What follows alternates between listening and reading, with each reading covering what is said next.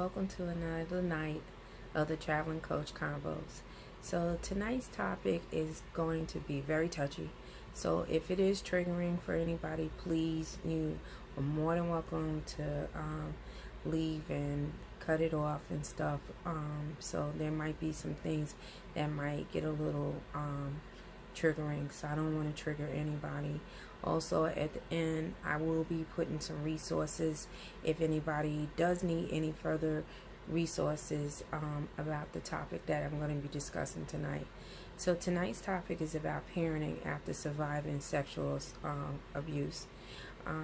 Growing up, I was a typical kid growing up in New York when I first grew up, before we actually moved here to Michigan. And I used to stay a lot with my grandmother because my mom was a single mom. Her and my dad married young. My dad ended up going away to the service for a while, and then when he returned back, their relationship became strained, and they ended up divorcing. So my mom ended up having to raise me, so she had to work, like a lot of moms have to do. And unfortunately, that meant a lot of times she had to leave me if I wasn't at daycare with family members to take care of me. And a lot of us know, you know, we don't want everybody taking care of our kids, but we should be able to trust our family members. And so that's why my mom, she went on ahead and would leave me a lot of times with my grandmother. And I had an uncle that was a couple of years older than me that was there at the house. And I want to say when the abuse first started, I was still so young because it started when I was about 6.5, 7. And I just wasn't aware of a lot of things. But I just knew at the time it wasn't right what was going on. And I was getting forced to do things that I knew I needed to go back and tell my mom. But I was also being threatened that if I did, that either he was going to lie and tell my mother that this never happened, or on a couple of occasions as we got older and I had to be left with him, he actually would physically hit on me if I refused to do anything or I said I was going to tell. So I was scared. So this went on from the time I was 7 till I was 10 when I actually moved out of New York. And that's when it finally stopped. Unfortunately, I never told anything, any of whatever happened to anybody, and I just let it just suppress. Over the years, I had found out this same uncle had did something to a few other people. He had a very bad habit of wanting to get young girls to come over and him doing things with them and stuff against their will. But at that point, what I think I did, I really suppressed a lot of that stuff and didn't want to address that it happened. But I knew something happened, but to say this was it, I didn't want to name it, you know. And then I started having kids of my own. And when I started having the kids, at first it was like I really did not want the kids to be around them. And even though I blocked out a lot of what happened between 6.5, 7 to 10, I knew something about him was just not right. And eventually, it was a couple of years after that had passed, and he ended up moving in with me and my ex-husband and the kids. And during this time, I started getting flashbacks about the things that had happened to me, and I got super paranoid. I didn't want the kids being left with him. I did not want the kids sleeping by themselves at night, so I was finding myself going and actually putting the kids in bed with me. And it got to the point I just was like, he gotta leave. And I didn't know what all these flashbacks were at the time, when they were starting to come back to me. I just knew that something just wasn't right. So eventually what I ended up doing, I was going to a retreat, and I had went for a spiritual retreat for the weekend, and we got deep into prayer, and everything came flooding back to me all in one swoop. Every nasty, dirty thing he did to me came back to me.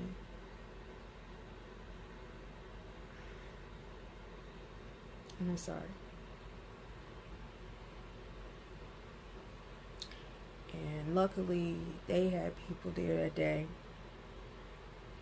to address what had happened to me and to deal with all the stuff that started coming back. And I did go into counseling. I had to go into counseling behind that to even make sense of all the stuff that went on and these things, these feelings I was feeling. But after this happened, it was like I became super vigilant over my kids, and I was like just making a promise that I would never let this happen to my kids, never. And I would never leave them with anybody I couldn't trust. And it definitely, I was like, I'm not leaving them with any of our male family members, because I just didn't trust anybody at that point when all these surge of memory started coming back to me and stuff.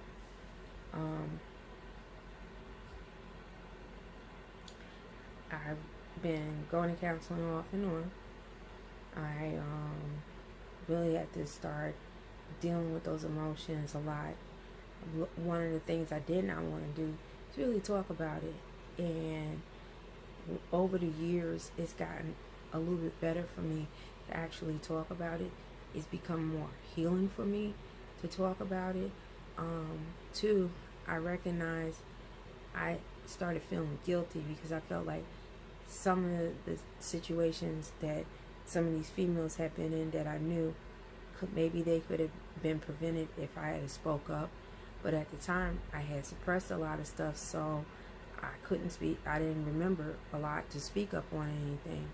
But once I did finally address what had happened to me, I started making a voice for myself and speaking up more, a little bit more and more. I find myself speaking up more about it each year. It's just made me, as far as a parent, I guess, be more, how can I put it? My kids couldn't, I was strict. You know, I was hovering over the kids a lot because I did not want this to happen to them. And they couldn't spend a night over nobody's house. If people wanted to spend a night, they had to spend a night at my house because I knew what was going on at my house. I really wasn't big on the kids going off, getting rides by anybody. If anything, I would be the parent that would do the carpooling. I wasn't big, like I had a son. I wasn't big with people so much staying at my house at night. Him having male company over. And with my ex-husband, I didn't want a whole lot of company in my house. Especially, I did not want a whole lot of male company around my daughters.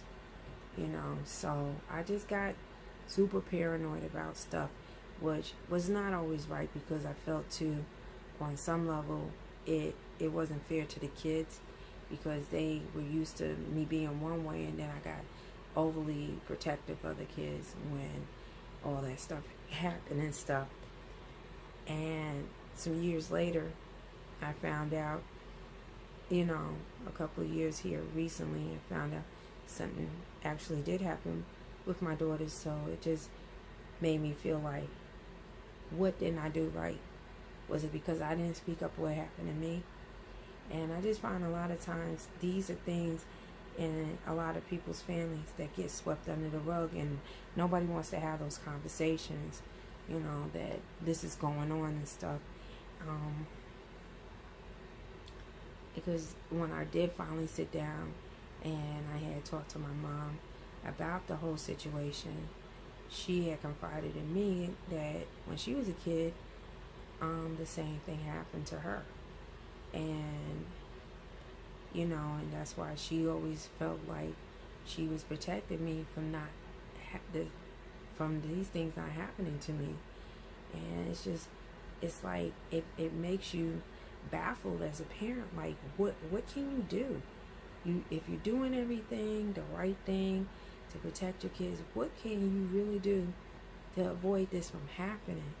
Because unfortunately, in the world we live in, most people have to hold down 2-3 jobs just to make ends meet. And if you're a single mom trying to be out here doing it on your own and everything, then a lot of times you're leaving your kids with people, especially if they're family members, that you feel like you can trust them. And so, I mean, I think you gotta, one thing I said, that with me and looking at how I was parented and how I parented my kids, that those lines of communication definitely have to be open with your kids. Even if these subject matters are hard to have those conversations with your kids, you got to be able to talk to them. Because if you don't want them ever to feel like whatever might be happening to them, that it's okay. They need to know it's not okay. They need to know, even if it's something like this going on with them, that if they can't come to you, you let them know what can be the outlet for them to be able to get that word out to somebody that this is going on. Because it's not right. They got to know that it's not right that this is happening to them. And it's a shame because for me, I didn't address it until I was almost 34 years old. And that was a good chunk of my adulthood, my teenage, my adulthood, and all that. I do feel on some levels it affected sometimes my ability to get close with people. I know when, I was in relationships, sometimes it was hard for me on some level sometimes to get close and intimate. So it did put some barriers with me when it comes to sex. And even now with sex, even though I like having sex and I can get a little freaky sometimes, it's certain things I still am not comfortable about doing when I have sex. Because like as far as like with penetration, a lot of times I can go without, I can give or take it. It's just because it reminds me of what happened to me. And so a lot of times I can go without it. I can do other stuff and I can go without penetration. I know when I've been in previous relationships, if I haven't been that close with the person, that a lot of times I can be standoffish about wanting to get undressed in front of the person and being totally nude, not being comfortable with my body. I used to do a lot of body shaming about my body. And just, I guess, certain ways how the abuse happened if I can't get into certain positions, because it does remind me about the act and what was done to me. So, as I said, it's so important for kids to know that they can come and talk to you. Me keeping it from my kids, to me, I think it did them a disservice, because I think if I had been able to talk to them at some point and let them know this happened to me, that when something like that had happened to them, they should have been able to come and talk to me. And same with me, with my mother. If I had known that this had happened to her, I think I would have been more comfortable about having those conversations with her. But parenting is interesting. I have another child now. She's 5 years old.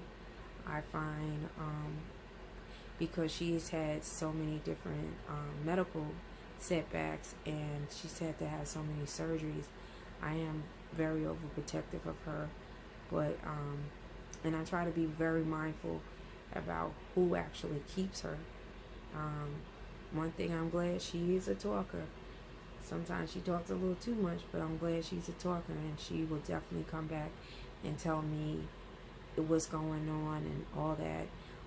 I also make sure I sit down with her and I talk to her about, you know, her body parts and what's what and everything.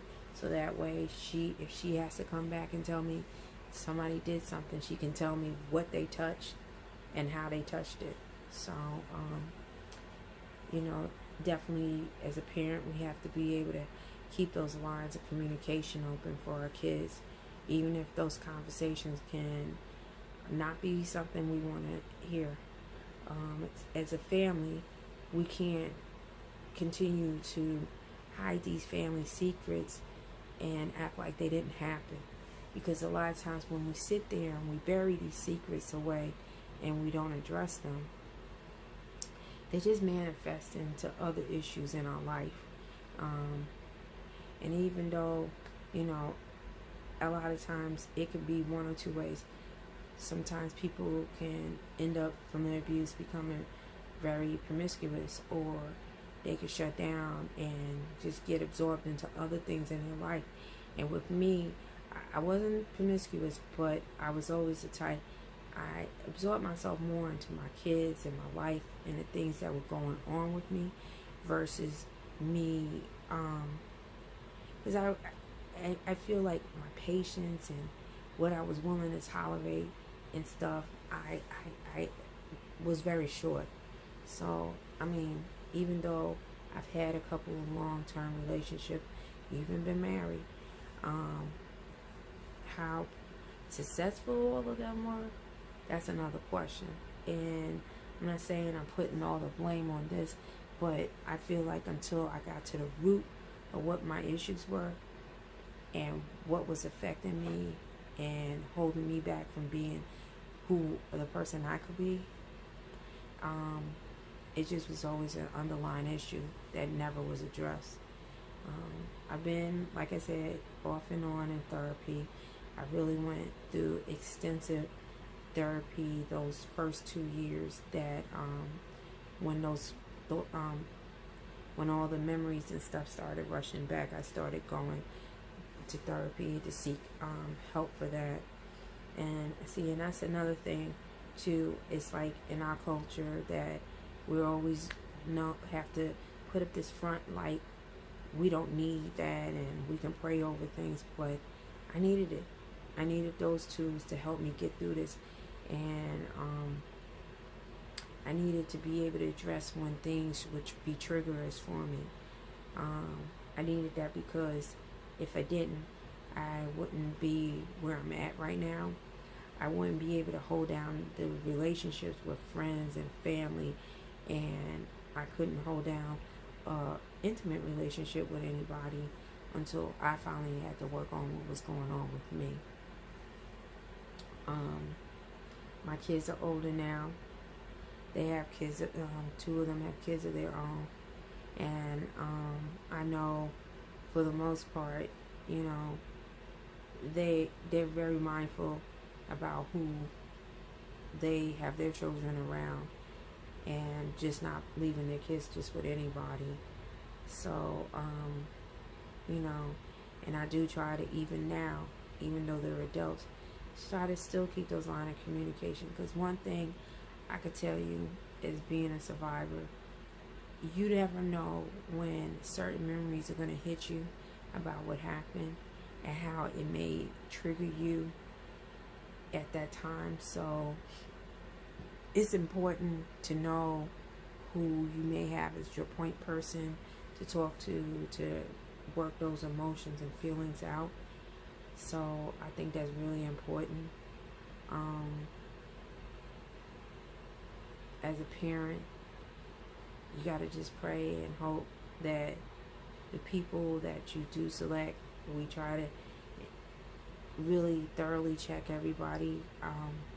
Way where I deal with my babysitting situation now with my youngest. She is in a school I paid for her to go to school. I did a thorough background check about the whole school and their licensure, and if there's been any reports about the facility, any reports about their teachers and stuff before she actually started going there. And then as far as my babysitting situation, she's usually watched by one of her older sisters, or she's watched by my mother, or she may go and see her father on the weekends if I need her. But I try to be very mindful about who does watch her. But one thing I hate to say, when it comes to someone who is a predator, they can be a wolf in sheep's clothes and you don't know. It could be a man, it can be a woman. But that's why too, I feel it's so important, like, especially like I have a 5-year-old now, having those conversations so she knows a bad person isn't something that looks evil, mean all the time. A bad person is somebody who does something to you that's not right. And it being able to teach her that, so she knows what to, when she know, that way she knows if something isn't right, what she needs to come back and tell me. My final thoughts are, as a parent, we're going to be challenged with a lot of things. But one thing I have learned over the course of over 20 years of being a parent, that keeping those lines of communication open for your kids are so important. If your kids are standoffish to somebody, they don't want to hug them, they don't want to say hi, or they tell you no, they don't want to be near these people, you need to listen to these signals. These are things, I know the way I was brought up, a child is supposed to be seen and not heard. But if a child is showing you they are resistant about being around a certain person, my thing is, you gotta listen to those cues and take heed to it. A child is not, if they are, to me, I feel, still so close to God and so still pure, that I feel they do pick up other people's energy when they're not right. So if your kid is telling you, I don't like Uncle Billy, there might be a reason why they don't like Uncle Billy. So don't force your kids to be around people that they're not comfortable with being around. And then definitely have those conversations with your kids about whether or not, talk about their private parts, tell them what, no, when they go to the bathroom, they go into the bathroom by themselves. If somebody touched them a certain way that's not right, let them know what good touch and bad touch is, so they know, Mommy, this person touched me in this way. Daddy, this person touched me like this and touched this part of my body. And also the way I talk with my 5-year-old, I let her know what the biological anatomy parts are to her genitals and to a male genitals, because they need to be able to know that, so they're not coming back and saying my woo-woo, because their woo-woo could just be about anything. So start having those conversations. There are books out there, especially for younger kids, to teach them about their body parts, and also to bring you in to the conversation with having those awkward conversations. And it's never too young to start those conversations with your kids. So those are my final thoughts for today. And as I said, I will leave some resources in the credits at the end if you guys need any. And if once again, I thank you guys for joining me tonight. I hope this was informative.